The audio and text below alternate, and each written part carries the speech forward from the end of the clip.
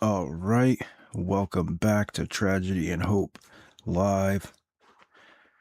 I'm on Chapter 10, Britain, the Background to Appeasement, 1900 to 1939. And it's on the social and constitutional background, political history to 1939. And then social and constitutional background is on page 461. All right. In the course of the 20th century, Britain experienced a revolution as profound and considerably more constructive than those in Russia or Germany. The magnitude of this revolution cannot be judged by the average American because Britain has been, to most Americans, one of the less familiar countries of Europe. This condition is not based on ignorance so much as on misconceptions.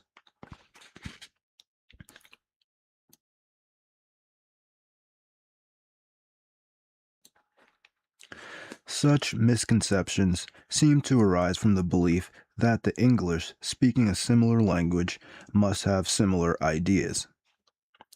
These misconceptions are as prevalent among the better educated classes of Americans as in less well-informed circles, and, as a result, errors and ignorance about Britain are widespread, even in the better books on the subject.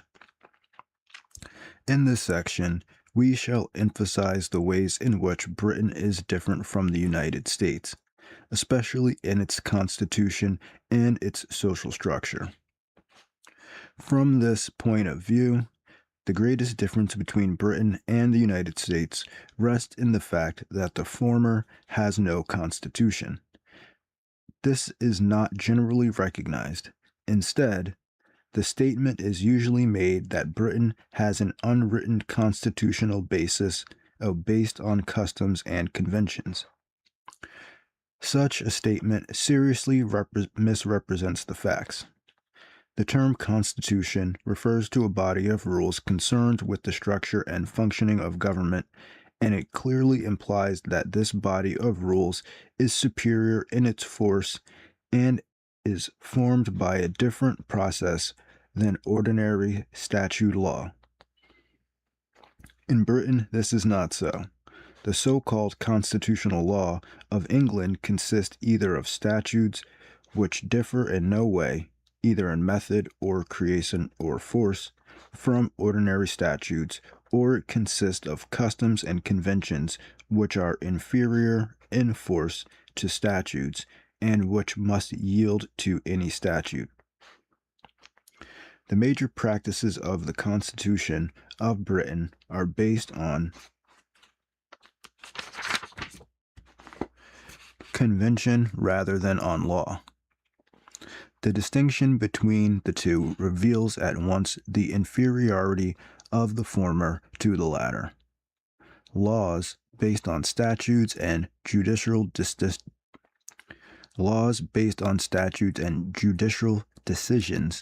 are enforceable in court, while conventions based on past practices regarded as proper are not enforceable in any legal way.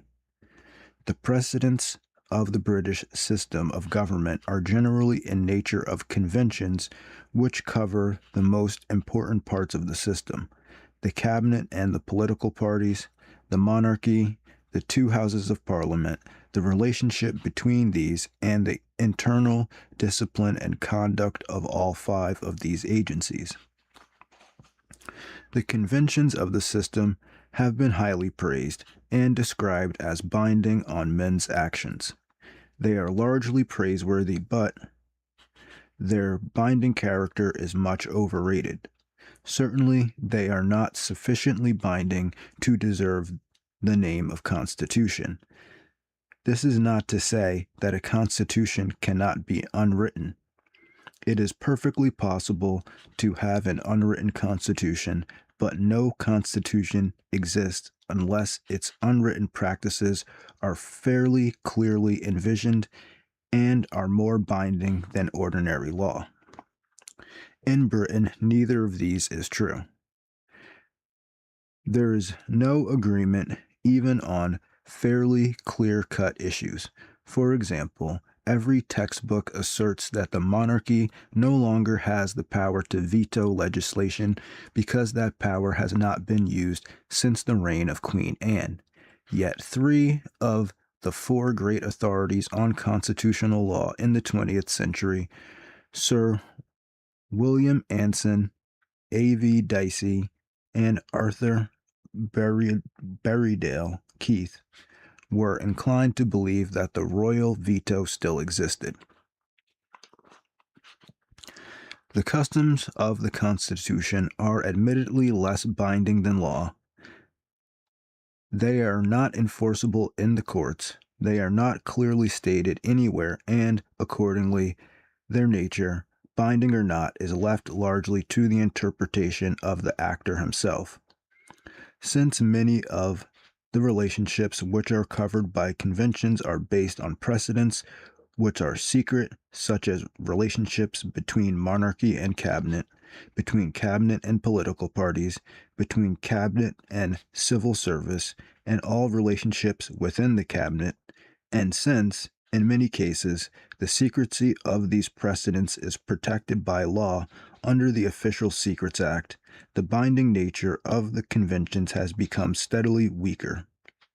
Moreover, many of the so-called conventions which have been pointed out by writers on the subject were never true, but were inventions of the writers themselves.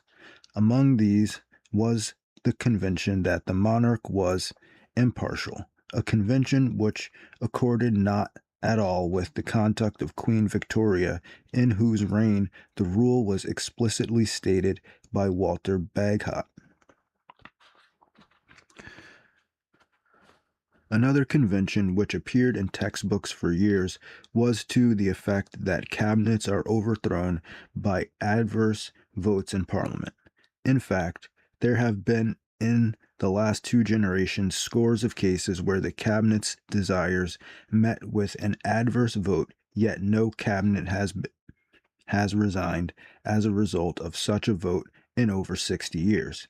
As early as 1853, the coalition government was defeated in the Commons 3 times in 1 week, while as late as 1924, the Labour government was defeated 10 times in 7 months. It is seriously stated in many books that the cabinet is responsible to the House of Commons and controlled by it.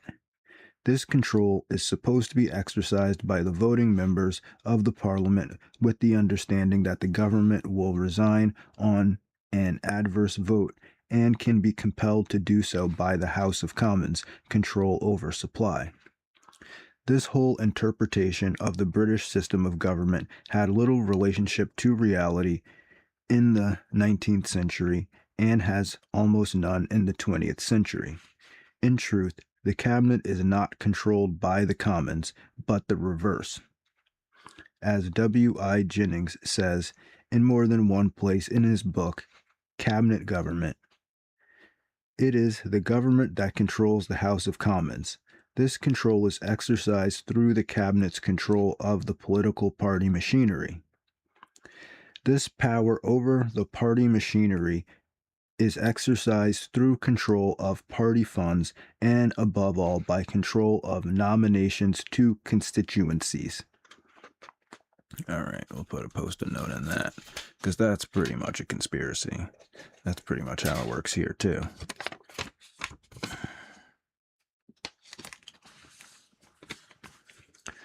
The fact that there are no primary elections in Britain and that party candidates are named by the inner clique of the party is of tremendous importance and is the key to control which the inner cliques exercise over the House of Commons, yet it is rarely mentioned in books on the English political system.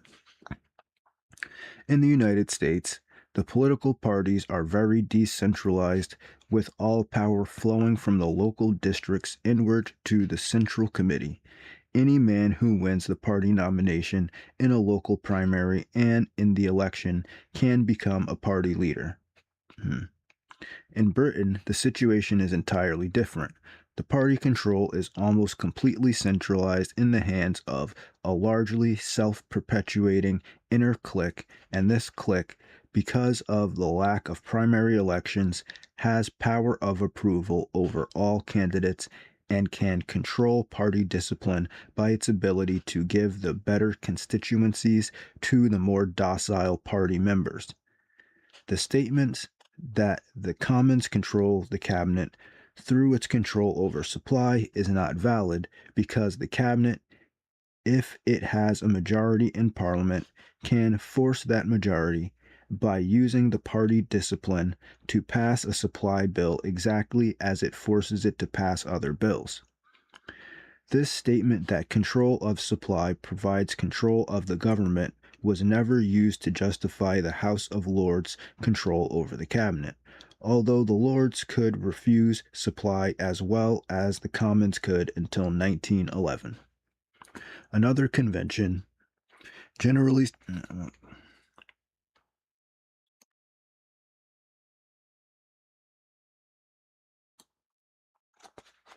another convention, generally stated in the most emphatic terms, is concerned with the impartiality of the Speaker of the House of Commons.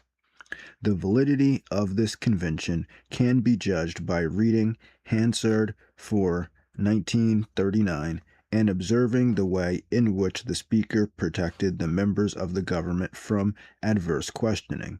Such questioning of members of the government by the opposition in Parliament has frequently been pointed out as one of the guarantees of free government in Britain. In practice, it has become a guarantee of little value. The government can refuse to answer any question on the grounds of public interest. To this decision, there is no appeal. In addition, when questions are not refused, they are frequently answered in an evasive fashion which provides no enlightenment whatever. This was the regular procedure in answering questions on foreign policy in the period of 1935 to 1940. In that period, questions were even answered by outright falsehoods without any possible redress available to the questioners.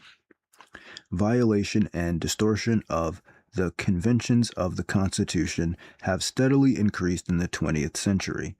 In 1921, a convention of over 500 years' duration and another of over 100 years' duration was set aside without a murmur. The former provided that the convocations of the Church of England be simultaneously with the session of Parliament. The latter provided the royal address to be approved in council. Even more serious were the distortions of conventions. In 1931, the convention that the leader of the opposition be asked to form a government when the cabinet resigns was seriously modified. In 1935, the rule regarding cabinet solidarity was made meaningless. In 1937, the conservative government even violated a constitutional convention with impunity by having George VI take the coronation oath in a form different from that provided by law. This process of the weakening and dissolution of the so-called Constitution went so far in the 20th century that by 1932, Sir Austen Chamberlain and Stanley Baldwin were agreed that unconstitutional is a term applied in politics to the other fellow who does something that you do not like. That sounds familiar. This statement is too sweeping by far. A more accurate estimation of the situation would, perhaps, be worded thus: unconstitutional is any action likely to lead to public disorder in the immediate future, or likely to affect adversely the government's chances at the polls in any future election. That also makes sense. The kind of act which would lead to such a result would be, in the first place, any open act of repression. More important, it would be, in the second place, any open act of unfairness.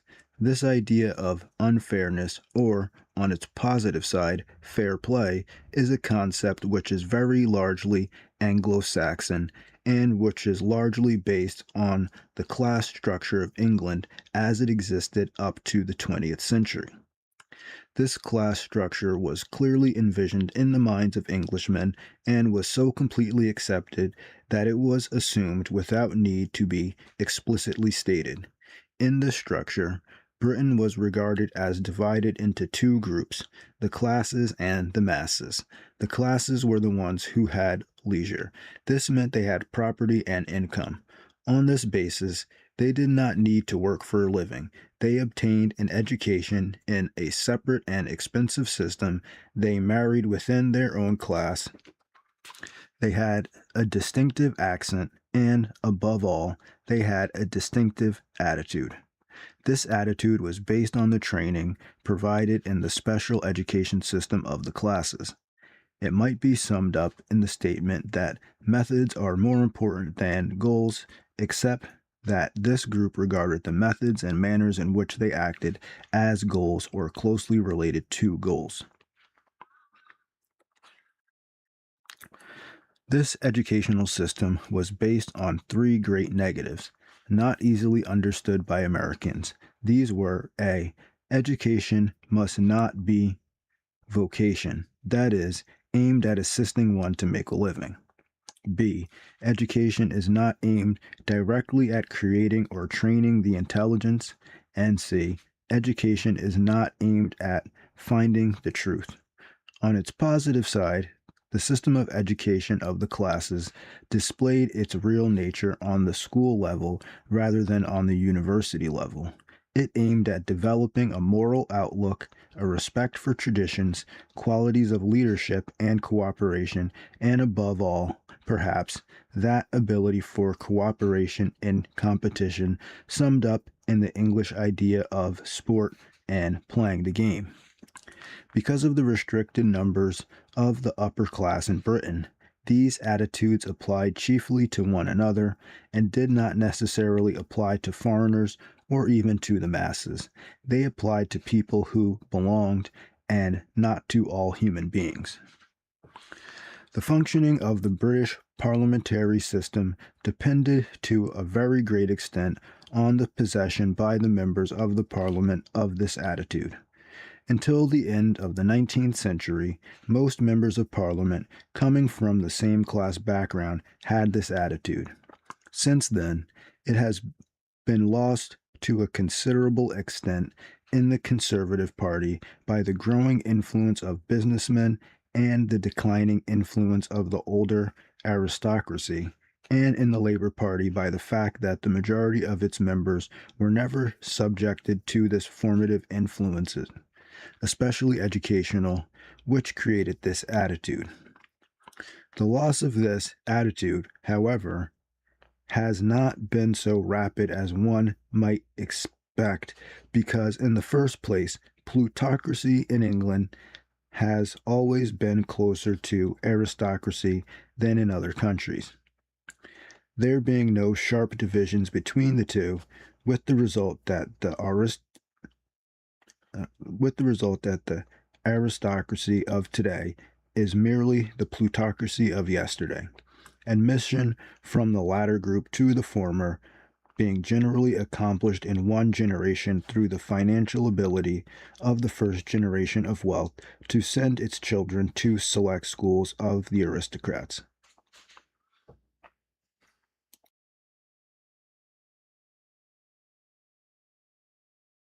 So the plutocracy means like the hidden rulers.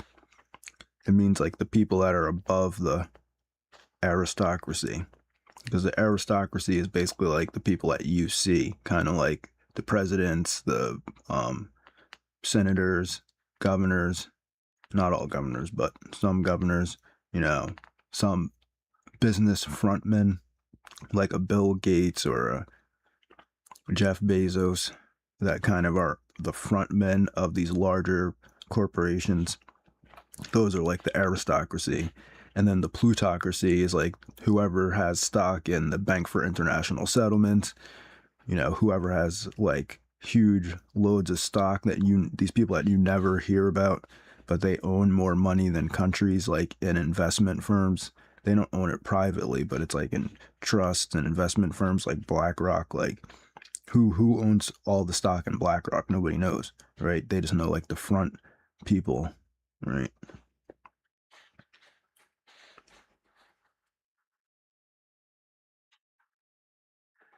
Okay. This process is so general that the number of real aristocrats in Britain is very small, although the number of nominal aristocrats is quite large. This can be observed in the fact that in 1938, more than half of the peerage had been created since 1906, the overwhelming majority for no other reason than recognition of their ability to acquire a fortune. These new peers have aped the older aristocrats, and this has had the effect of keeping the attitudes which allow the Constitution to function alive, although it must be confessed that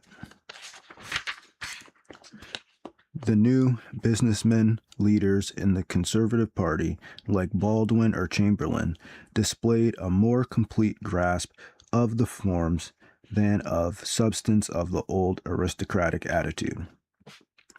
Within the Labour Party, the majority of whose members have had no opportunity to acquire the attitude necessary to allow the proper functioning of the constitutional system, the problem has been alleviated to a considerable extent by the fact that the members of that party who are of working class origin have given very wide influence to the small group of party members who were of upper class origin.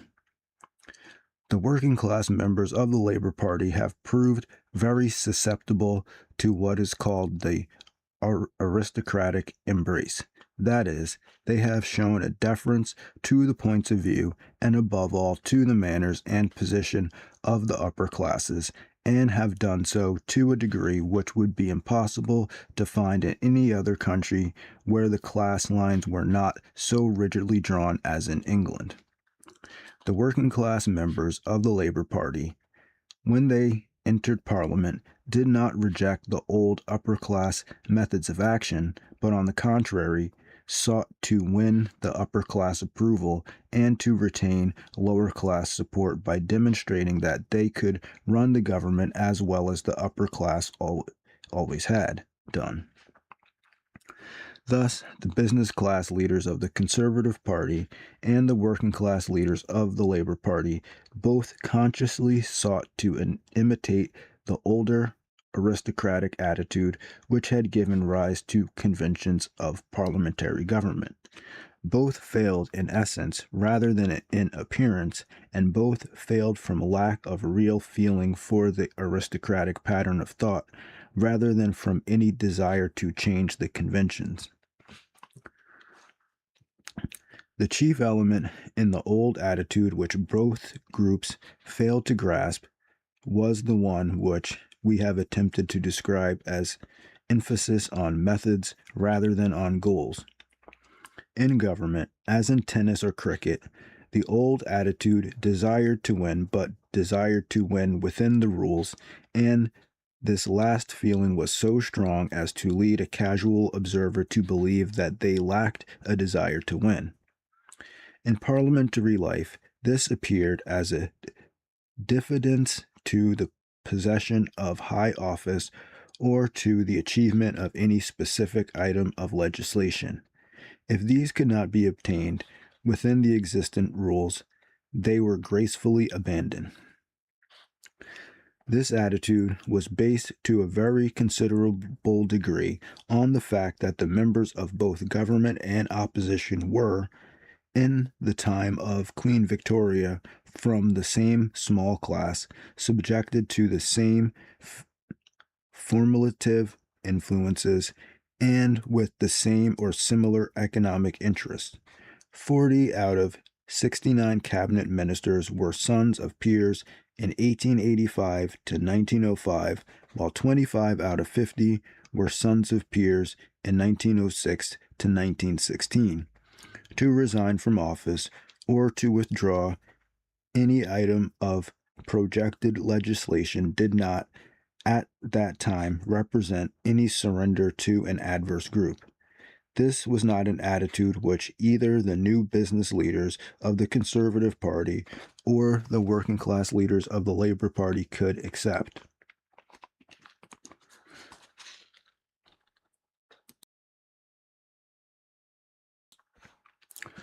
Their goals were for them of such immediate concrete value to their own interest that they could not regard with equanimity loss of office or defeat of their legislative program.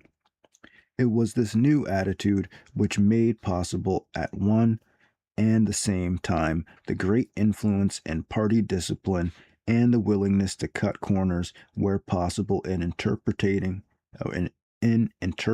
the constitutional conventions.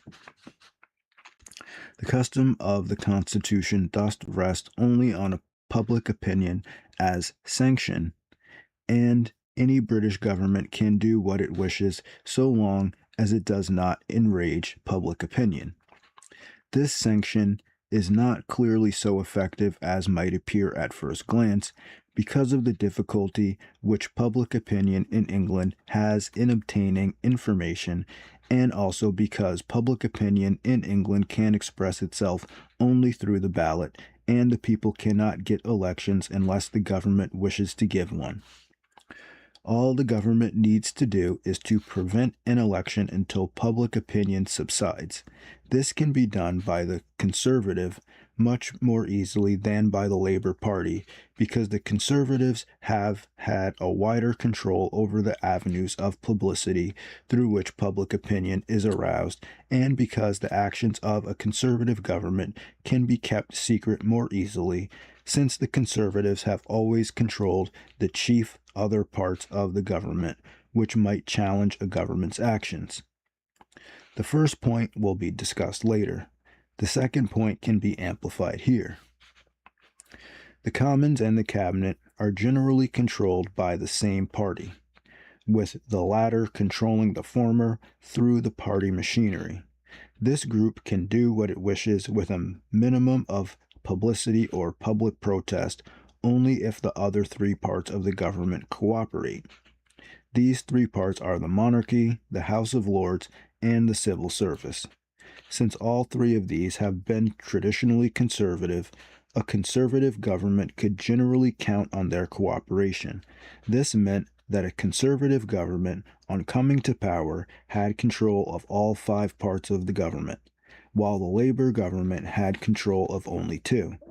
This does not necessarily mean that the Conservatives would use their control of monarchy, the Lords, or the civil service to obstruct a Labor-controlled Commons, since the Conservatives have generally been convinced of the long-run value to be derived from a reluctance to antagonize public opinion. In 1931, they abandoned the gold standard without any real effort to defend it. As a result of the mutiny in the British fleet in 1935, they used their control of the British Broadcasting Corporation relatively fairly as a result of the public protest at the very unfair way they had used it in 1931. Nonetheless, the conservative control of these other parts of the government at a time when they do not control the government have been very helpful to them. In 1914, for example, the army refused to enforce the Irish Home Rule Bill, which had been passed after two general elections and had been approved 3 times by the Commons.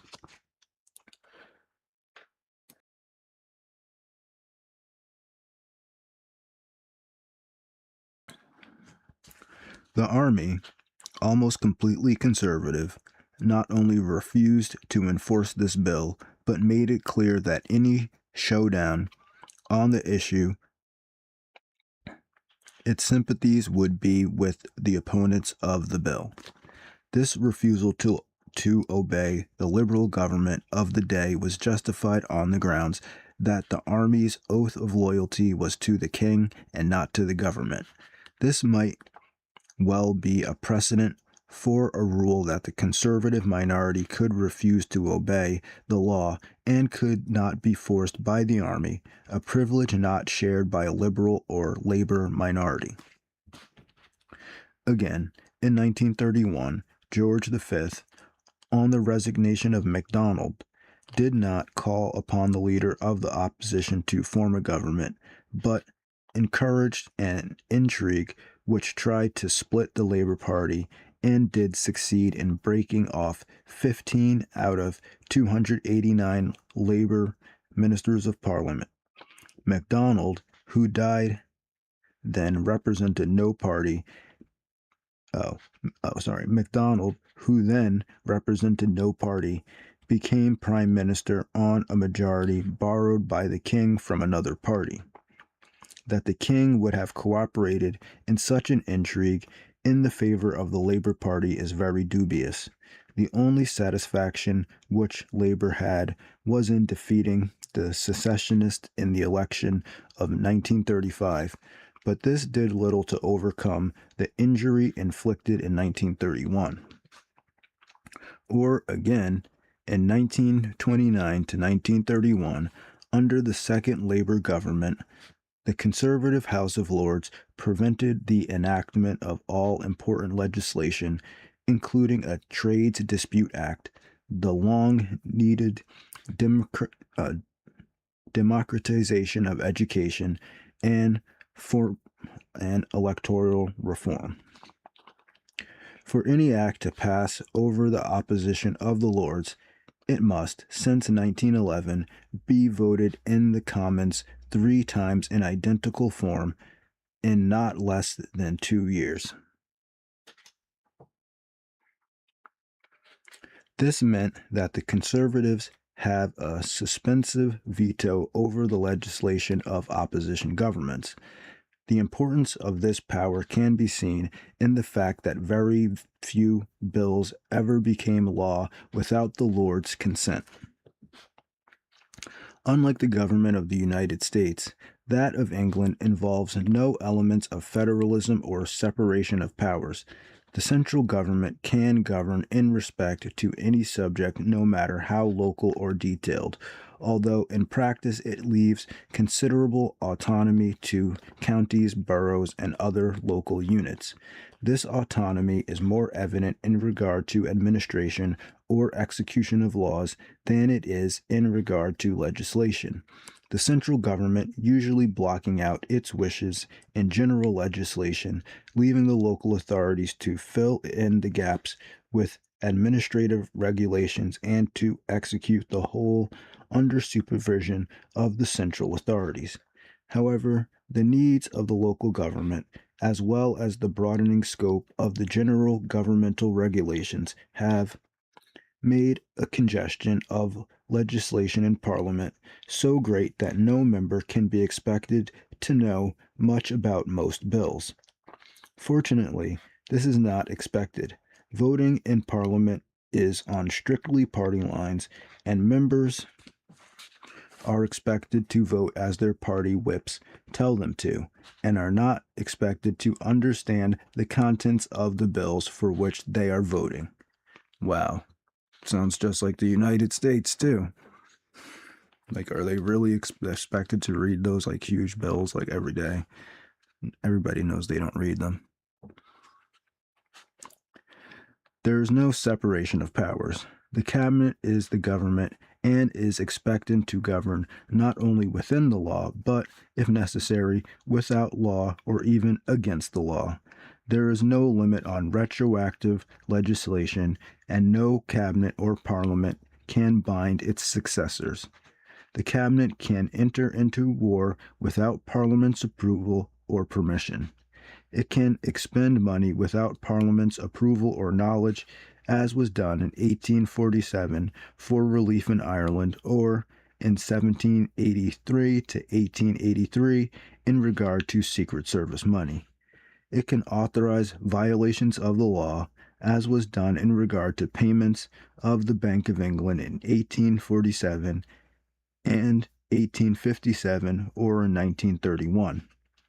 It can make treaties or other binding international agreements without the consent or knowledge of Parliament, as was done in 1900, 1902, and 1912. The idea, widely held in the United States, that the Commons is a legislative body and the Cabinet is an executive body is not true. As far as legislation is concerned, Britain has a multi-cameral system in which the Cabinet is the second chamber and the Commons the third, and the Lords the fourth.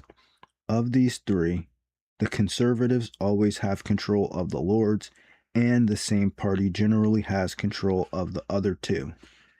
Legislation originates in the meetings of the inner clique of the party, acting as the first chamber. If accepted by the Cabinet, it passes the Commons almost automatically.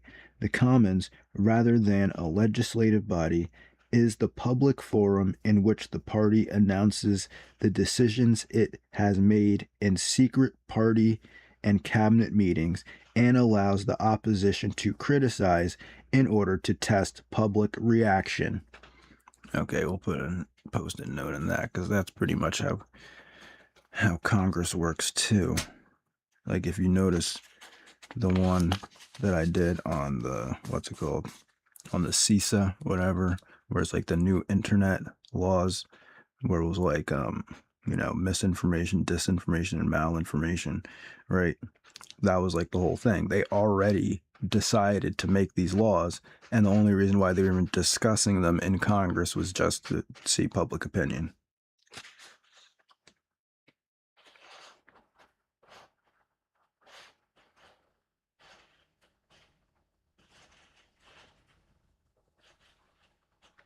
Thus, all bills come from the Cabinet, and rejection in the Commons is almost unthinkable unless the Cabinet grants two party members in Commons freedom of action. Even then, this freedom usually extends only to the right to abstaining from voting, and does not allow the members to vote against a bill. Although machinery for private members' bills exists similar to that in the United States, such bills rarely become law. The only significant one in recent years was an unusual bill of an unusual member from an unusual constituency. It was the divorce law of A.P. Herbert, famous humorist and member from Oxford. This situation is sometimes called cabinet dictatorship. It could more accurately be called party dictatorship. Both the cabinet and the Commons are controlled by the party, or more accurately, by the inner clique of the party. This inner clique may hold seats in the cabinet, but the two are not the same thing, since members of one may not be members of the other, and the gradations of power are by no means the same in one as in the other. The inner clique of the Conservative Party sometimes meets in the Carlton Club, while the other inner clique of the Labour Party meets in a trade union conclave, frequently in Transport House.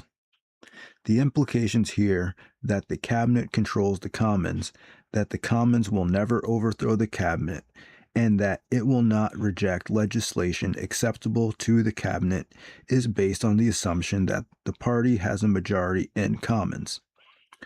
A minority government, usually a coalition government, has no such control over Commons because its powers of party discipline are very weak over any party but its own. With other parties than its own, a government has few powers beyond the threat of dissolution, which, while it does threaten members of all parties with the expenses of an election and the possibility of losing their seats, it's a double-edged weapon that may cut both ways. Over its own members, the Cabinet has the additional powers arising from control of nominations to constituencies, party funds, and appointment to government offices. It is not generally recognized that there have been many restrictions on democracy in Britain, most of them in non political spheres of life, but nonetheless effectively curtailing the exercises of democracy in the political sphere. These restrictions were considerably worse than in the United States because in the latter country they have been made on a variety of grounds racial, religious, national, and so on, and because they are recognized as being unjust and are the occasion for feelings of guilt from those whom they benefit and loud protest from others. In Britain, the restrictions were almost all based on one criterion possession of wealth, and have been the occasion for relatively mild objections because in Britain the idea that wealth entitled is wealth entitled its possessor to special privileges and special duties was generally accepted even by the non-possessing masses. It was this lack of objections from both classes and masses which concealed the fact that Britain, until 1945, was the world's greatest plutocracy. Plutocracy restricted democracy in Britain to a notable but decreasing degree in the period before 1945. This was more evident in social or economic life than in political life, and in politics it was more evident than in national affairs.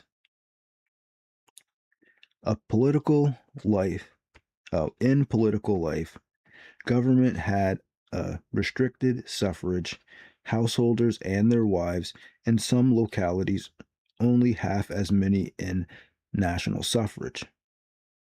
This restricted suffrage elected members of local boards or councils whose activities were unpaid, thus restricting these posts to those who had leisure, that is, wealth.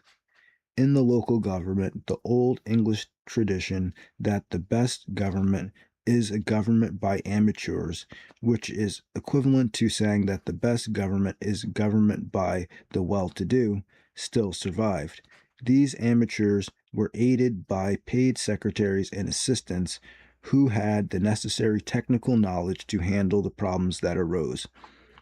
These technicians were also of the middle or upper classes because of the expense of the educational system, which screened out the poor on the lower levels of schooling. The paid expert who advised the unpaid members of the borough councils was the town clerk. The paid expert who advised the unpaid justice of the peace in the administration of local justice was the clerk of quarter sessions.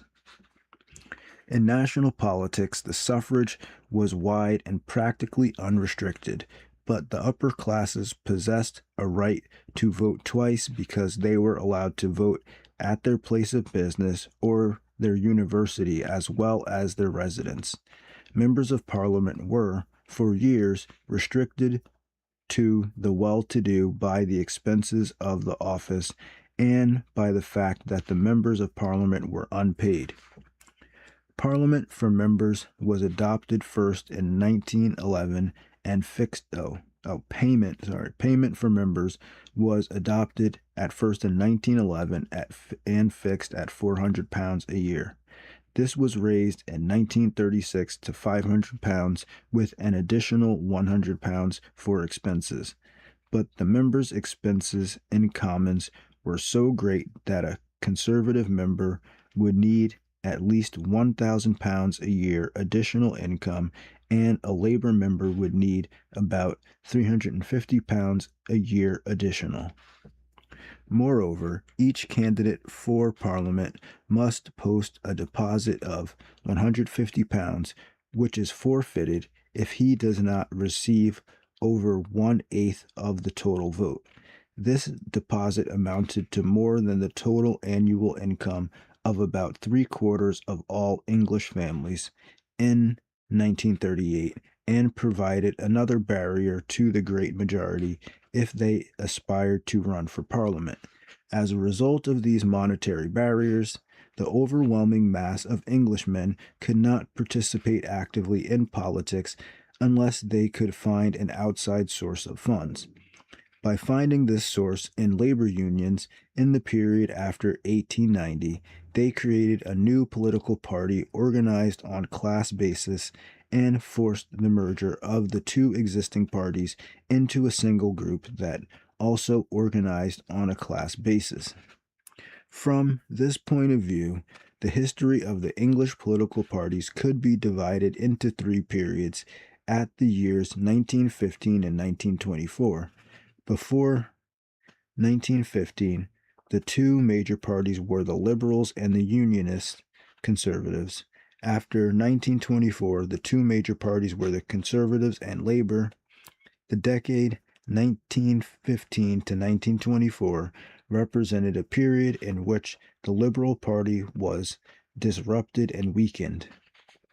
Until 1915, the two parties represented the same social class, the small group known as society.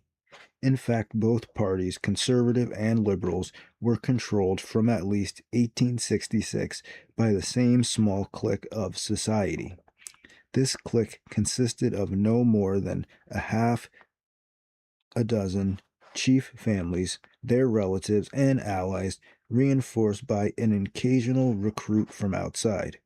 These recruits were generally obtained from the select educational system of society, being found in Balliol or New College at Oxford or at Trinity College, Cambridge, where they first attracted attention, either by scholarship or in the debates of the Oxford or Cambridge Union. Having attracted attention in this fashion, the new recruits were given opportunities to prove their value to the inner clique of each party, and generally ended by marrying into one of the families which dominated these cliques.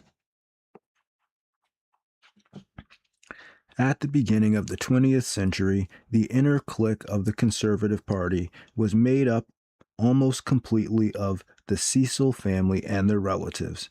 This was a result of the tremendous influence of Lord Salisbury.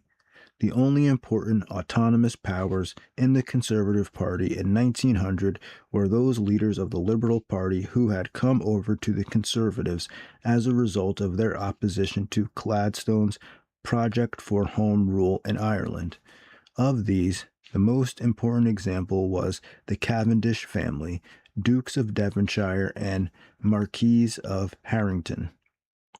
As a result of this split in the Liberal Party, that party was subjected to a less centralized control and welcomed into its inner clique many newer industrialists who had the money to support it. Since 1915, the Liberal Party has almost disappeared, its place being taken by the Labour Party, whose discipline and centralized control bears comparison with that of the Conservative Party. The chief differences between the two existing parties are to be found in methods of recruitment, the inner clique of the Conservative Party being built on the basis of family, social, and educational connections, while that of the Labour Party is derived from the school of trade union politics with a seasoning of upper-class renegades. In either case, the ordinary voter in Britain in 1960, as in 1900, was offered a choice between parties whose programs and candidates were largely the creation of two small, self-perpetuating groups over which he, the ordinary voter, had no real control. The chief change from 1900 to 1960 was to be found in the fact that in 1900, the two parties represented a small and exclusive social class remote from the viewer's experience, while in 1960, the two parties represented two antithetical social classes which were both remote from the average voter. Thus, the lack of primary elections and the insufficient payment for members of parliament have combined to give Britain two political parties organized on a class basis, neither of which represents the middle classes. This is quite different from the United States, where both major parties are middle class parties, and where geographic, religious, and traditional influences are more important than class influences in determining party membership. In America, the prevalent middle class ideology of the people could easily dominate the parties because both parties are decentralized and undisciplined. In Britain, where both parties are centralized and disciplined and controlled by opposing social extremes, the middle class voter finds no party which he can regard as representative of himself or responsive to his views.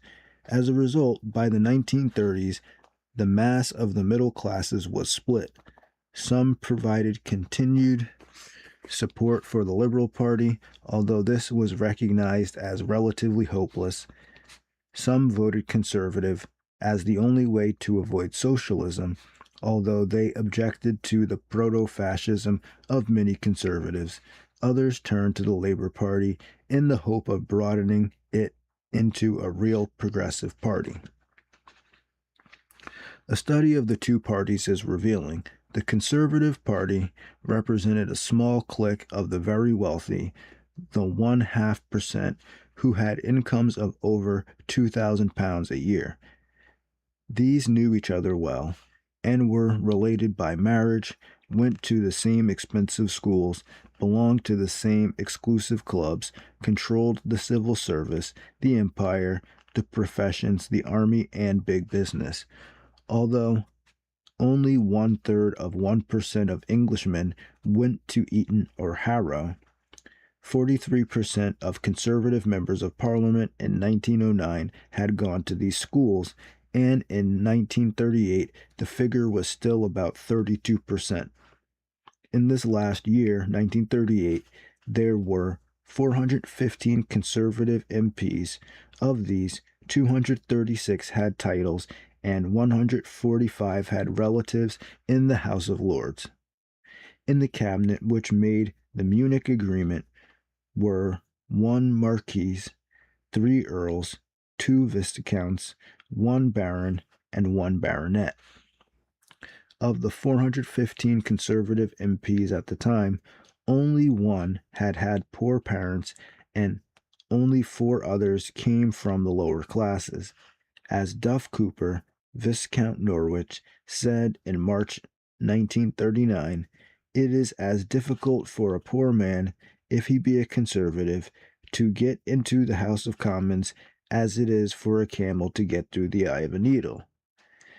This was caused by the great expenses entailed in holding the position of Conservative MP. Candidates of that party were expected to make substantial contributions to the party. The cost of an electoral campaign was £400 to £1,200. Those candidates who paid the whole expense, in addition, contributed £500 or £1,000 a year to the party fund, were given the safest seats. Those who paid about half of these sums were given the right to stand in less desirable constituencies. Once elected, a Conservative MP was expected to be a member of one of the exclusive London clubs where many important party decisions were formed. Of these clubs, the Carlton, which had over half of the Conservative MPs as members in 1938, cost a £40 entrance fee and 17 guineas annual dues.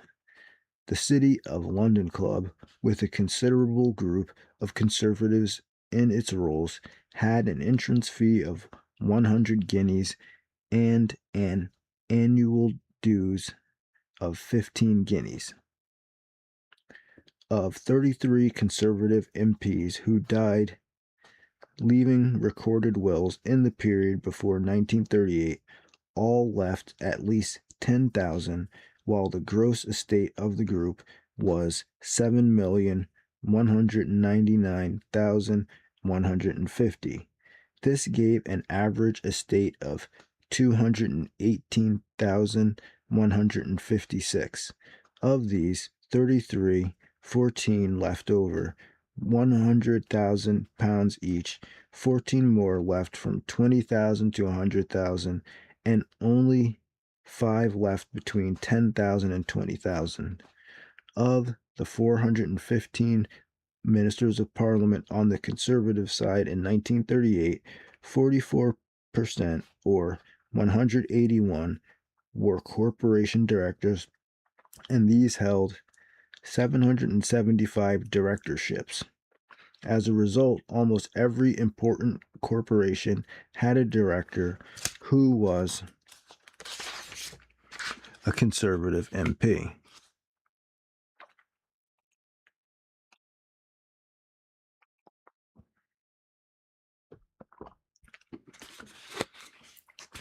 These MPs did not hesitate to reward themselves, their companies, and their associates with political favors.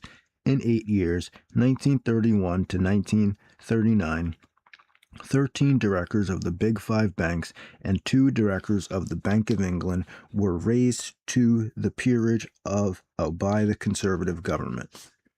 Of 90 peers created in 7 years, 1931 to 1938, 35 were directors of insurance companies. In 1935, Walter Runciman, as president of the Board of Trade, introduced a bill to grant a subsidy of £2 million to tramp merchant vessels. He administered this fund and in 2 years gave £92,567 to his father, Moorline Limited, in which he held 21,000 shares of stock himself. When his father died in 1937, he left a fortune of $2,388,453. There is relatively little objection to activities of this kind in England. Once having accepted the fact that politicians are the direct representatives of economic interest, there would be little point in objecting when politicians act in accordance with their economic interests. In 1926, Prime Minister Baldwin had a direct personal interest in the outcome of the coal strike and of the general strike, since he held 194,526 ordinary shares and 37,591 preferred shares of Baldwin's Limited, which owned great collieries. The situation of 1938 was not much different from the situation of 40 years earlier in 1898, except that the earlier date, the Conservative Party was subject to an even more centralized control, and the influence of industrial wealth was subordinated to the influence of landed wealth. In 1898, the Conservative Party was little more than a tool of the Cecil family. The Prime Minister and the leader of the party was Robert Arthur Talbot Gascoigne Cecil, Lord Salisbury, who had been Prime Minister 3 times for a total of 14 years when he retired in 1902. On retirement, he handed over the leadership of the party as well as the Prime Minister's chair to his nephew, protege, and hand-picked successor, Arthur James Balfour. In the 10 years of the Salisbury-Balfour government between 1895 and 1905, the cabinet was packed with relatives and close associates of the Cecil family. Salisbury himself was Prime Minister and Foreign Secretary 1895 to 1902. His nephew, Arthur Balfour, was First Lord of the Treasury and Leader of the Commons in 1895 to 1902, before becoming Prime Minister 1902 to 1905. Another nephew, Gerald Balfour, brother of Arthur, was Chief Secretary of Ireland 1895 to 1900, and President of the Board of Trade, 1900 to 1905.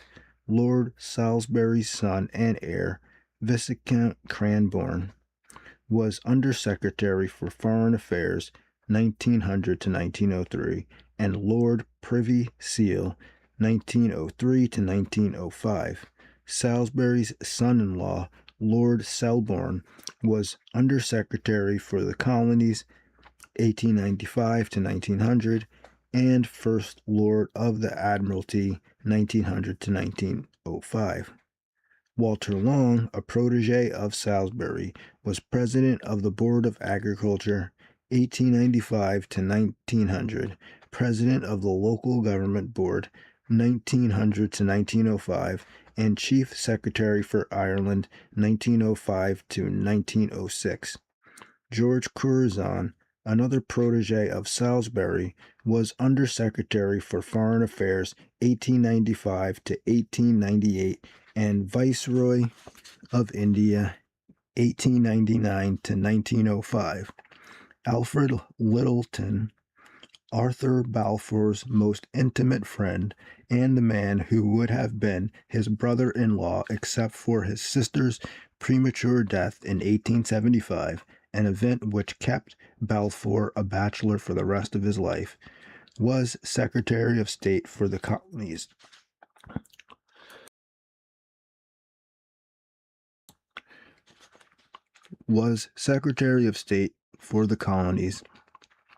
Neville Lyttelton, brother of Alfred Lyttelton, was Commander-in-Chief in South Africa and Chief of General Staff, 1902 to 1908. In addition, a dozen close relatives of Salisbury, including 3 sons and various nephews, sons-in-law, and grandchildren, and a score more of protégés and agents, were in Parliament or in various administrative positions, either then or later.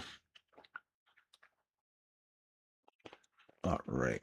Let me see how much is left in this, because this just goes on. Yeah, there's like 7 pages more of that.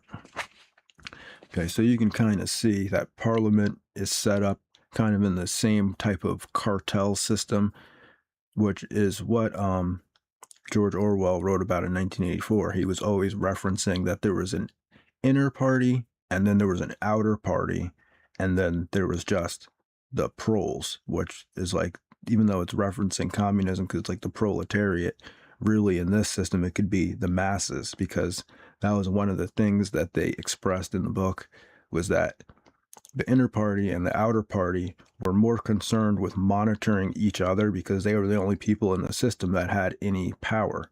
And like the proles, or the masses, whatever you want to call it, they really didn't care what they did as long as they just kept going to work and listening to pop music and stuff like that. So it's kind of like an interesting way to look at it, because you can look at the inner party and outer party setup that he's describing here, and possibly that could have been what Orwell was talking about too, as well, because the book is written from like a first-person perspective, like it's supposed to be him, and he's in the party, and he like works for the BBC. So we can kind of see that politics is a manipulated game. So that's why even trying to play the game at a certain level, even though, yeah, I mean, what else are you going to do? Obviously, we already checked. Even if no one votes, they'll just elect themselves into position anyway.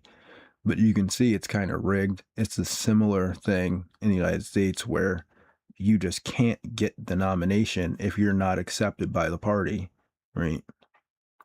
So you can vote for who's nominated, but you can't, if you can't nominate anyone, and they can nominate people that are controlled by them in some way. And that's kind of like what the whole Epstein files stuff was about, really, is it's like these people are controlled, and then that's how they get nominated, because they already have blackmail, they already have something on them. So that makes the people that are in the plutocracy, basically the people that are in power behind the scenes, can put their frontmen in, and then those people can gauge public interest in certain laws or any type of system, right? So basically, that's how it works. The the outer party is basically like the puppets of the inner party. The inner party really has all the money and the influence and control of the military, and then the outer party or the elected officials have a veneer of being very official and working very officially for the public, and they also have like not as much control because they're being controlled by the inner party. So I'll finish it there. Thanks for watching if you did. If you didn't, you won't hear this. So everybody have a good day and peace.